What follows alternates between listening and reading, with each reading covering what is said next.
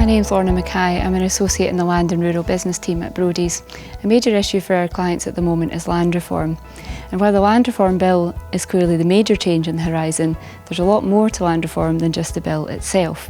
Many things which fall under the land reform umbrella aren't necessarily badged as such. They include things like proposed changes to succession law in Scotland.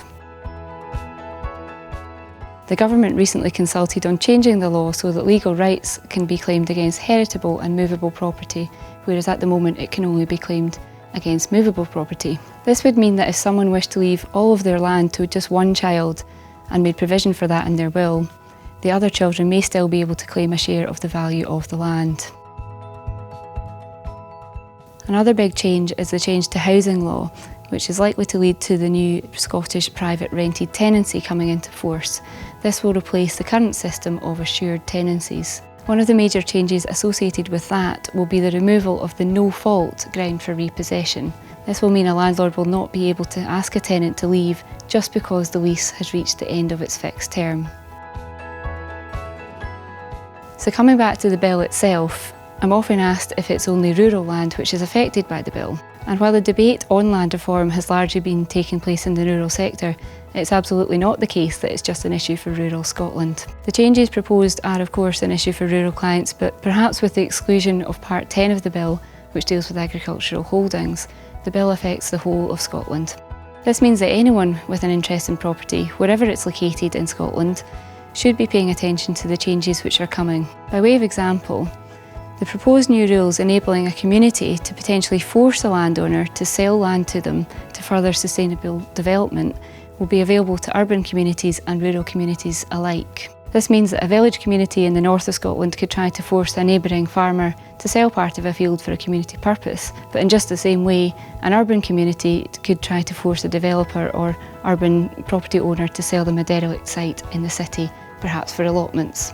As drafted, communities have a very high test to meet before any sale could be forced, but the same test will apply to both rural and urban communities.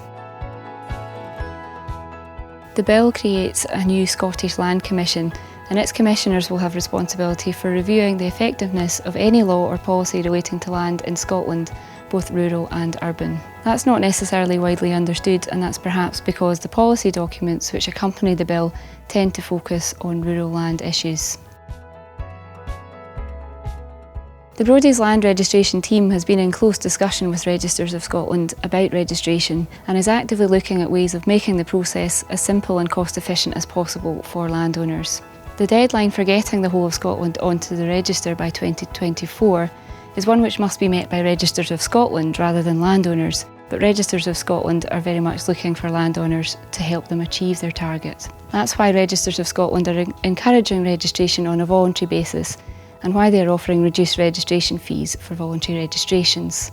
Voluntary registration in the Land Register is a good idea for most landowners, as having a registered title brings certain benefits. For example, an owner who has a registered title will have a clear red line boundary, as opposed to the position with historic deeds, which in some cases have no plans at all.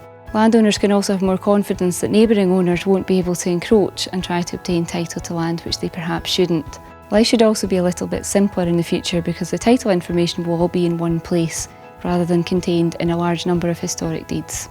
In the longer term, this should mean that transactional costs should reduce and information on land ownership should be easier to trace. Although there are clear benefits to registration, careful consideration needs to be given to whether or not the costs involved can be justified. For larger properties, registration costs could be quite substantial. That is why we are working with Registers of Scotland to develop ways of making the process of voluntary registration as streamlined as possible. We're aware that some landowners are worried that Registers of Scotland may use a process known as keeper-induced registration to register their land for them if they don't attend to it themselves. That is a legitimate concern, as Registers of Scotland will not have access to as much information as landowners themselves do on the occupation and boundaries of a property. So registration under the keeper-induced registration system is potentially prone to error. Overall, the message to landowners is that it's essential that the costs involved are looked at in detail. Although registration is usually a good idea, the benefits must be weighed up against the costs involved before going ahead with a registration.